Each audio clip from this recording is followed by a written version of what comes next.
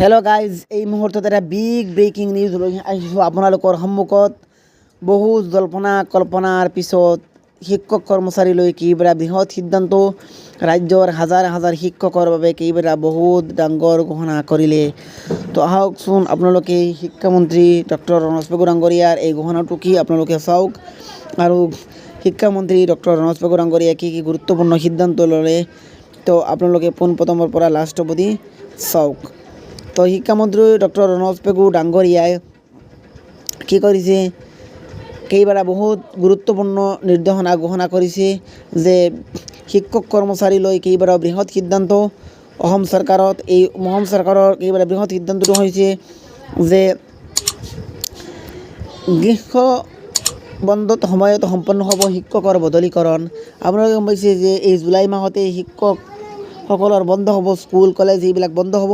তো প্ৰতিজন শিক্ষকে শিক্ষা সেতু এপত আপলোড কৰিব লাগিব পাঠদান কৰাৰ বিষয় শিক্ষক সন্দৰ্ভত তথ্য নাই। শিক্ষা বিভাগত হ্ৰাস কৰা হ'ব বহুঐচ্ছিক বিষয় বদলীকৰণ বিষয়টো। এই দিশত গুৰুত্বপূৰ্ণ দিয়া হৈছে যাতে কোনো এখন বিদ্যালয়ৰ পৰা এজন বিষয় শিক্ষক বদলি কৰিলে বিদ্যালয়খনৰ ছাত্ৰ ছাত্ৰীসকল অসুবিধাৰ সন্মুখীন হয়। উদাহৰণস্বৰূপে গণিত বা বিজ্ঞান বিষয়ৰ শিক্ষক এজনক অন্য বিদ্যালয়লৈ বদলি কৰিলে তেওঁৰ ঠাইত খালী হ'ব লগা স্থান পূৰাবলৈ আন এজন গণিত বা বিজ্ঞান বিষয়ৰ শিক্ষক বদলি কৰি আনিব লাগিব। বদলীকৰণ প্ৰক্ৰিয়াত এই দিশবোৰ গুৰুত্ব সহকাৰে গ্ৰহণ কৰা হ'ব। লক্ষণীয়ভাৱে শিক্ষা বিভাগৰ তথ্য অনুসৰি গ্ৰীষ্মবন্ধত হ'ব লগা বদলীকৰণ প্ৰক্ৰিয়াত 10,000ৰো অধিক আবেদন নিষ্পত্তি কৰা হ'ব। সমান্তৰালভাৱে গ্ৰীষ্মবন্ধৰ এই সময়ছোৱাত প্ৰধান শিক্ষকৰ নিযুক্তিৰ প্ৰক্ৰিয়াও আৰম্ভ কৰাৰ সম্ভাৱনা আছে। বদলীকৰণ এই প্ৰক্ৰিয়াৰ মাজতে আগন্তুক শিক্ষাবৰ্ষত শিক্ষা বিভাগে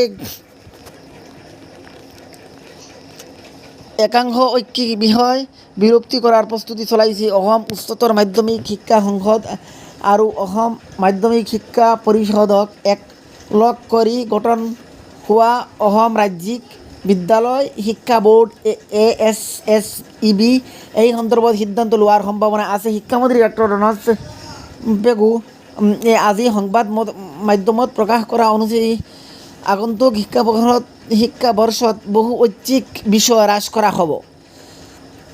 এইটো ঘোষণা কৰিলে অসমৰ মাননীয় শিক্ষামন্ত্ৰী ডক্টৰ ৰণোজ পেগু ডাঙৰীয়াই। আৰু যে HSLC আৰু HSৰ যিটো board SEBA board of secondary education Assam আৰু তাৰ লগতে Assam higher secondary education council, এই দুইবিলাক বৰ্ড HSLCৰ বাবে কিংবা HSৰ বাবে এই দুইটা বৰ্ড কি হ'ব, এতিয়াৰ পৰা এই দুইটা বৰ্ড মাৰ্জ হৈ যাব। বদলীকৰণ বিষয়টো সেই দিশত গুৰুত্বপূৰ্ণ আছে, এইটো ঘোষণা কৰিছে শিক্ষামন্ত্ৰী ডক্টৰ ৰণোজ পেগু ডাঙৰীয়াই। আৰু এই যে ৰেচনেলাইজেশ্যনৰ বিদ্যালয়টো ৰেচনেলাইজেশ্যন হ'ব, ইয়াৰ জৰিয়তে বিভিন্ন সময়ত আবেদন কৰি অহা শিক্ষকৰ বদলিৰ বাবে সাজু হৈছে শিক্ষা বিভাগ।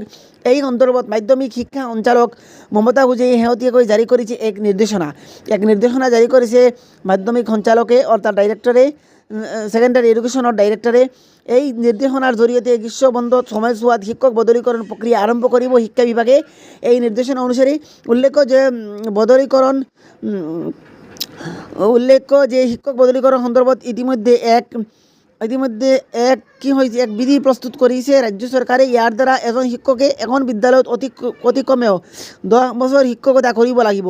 তদুপৰি বদলি বিচৰা সংশ্লিষ্ট শিক্ষকজনে কি কাৰণত বদলি বিচাৰিছে সেয়াই উল্লেখ কৰাটো প্ৰয়োজন হ'ব। একমাত্ৰ পৰিয়ালৰ অসুবিধা, বিশেষকৈ পিতৃ মাতৃৰ অসুস্থতা, পত্নীৰ অসুস্থতা, সন্তানৰ অসুস্থতা আদিৰ লগতে নিজৰ ঘৰৰ পৰা যদি বহু দূৰৱৰ্তী স্থানত শিক্ষকতা কৰি আছে তবে তাৰ বাবে বদলীকৰণ বিচাৰি পাৰিব।